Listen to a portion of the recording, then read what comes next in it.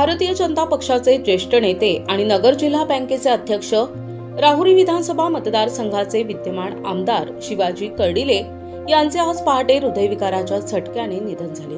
त्यांच्या निधनानं अहमदनगर जिल्ह्याच्या राजकारणात एक मोठी आणि भरून न येणारी पोकळी निर्माण झाली आहे। आज पहाटे त्यांना अचानक त्रास जाणवू लागल्यानं अहिल्यानगर शहरातील रुग्णालयात तातडीनं आणण्यात आले, मात्र डॉक्टरांनी त्यांचं निधन झाल्याचं सांगितलं।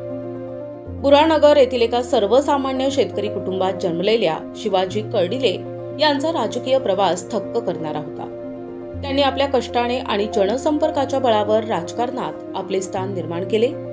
त्यांनी 1995 मध्ये युती सरकारच्या काळात राज्याच्या राज्यमंत्री म्हणूनही काम पाहिले होते।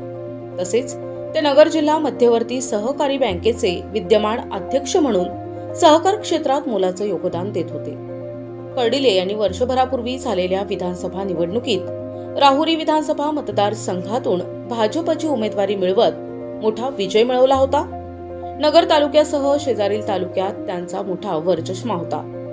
शेतकरी, सर्वसामान्य वर्ग आणि युवकांसाठी त्यांनी अनेक उपक्रम राबविले।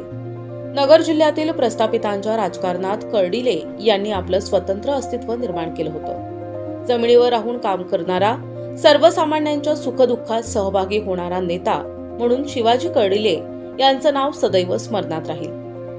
त्यांच्या निधनामुळे राहुरी, नगर आणि संपूर्ण जिल्ह्यात शोककळा पसरली असून अनेक राजकीय नेत्यांनी, कार्यकर्त्यांनी आणि नागरिकांनी शोक व्यक्त केलाय। NTV news Marathi, Ahmednagar, Ahilyanagar.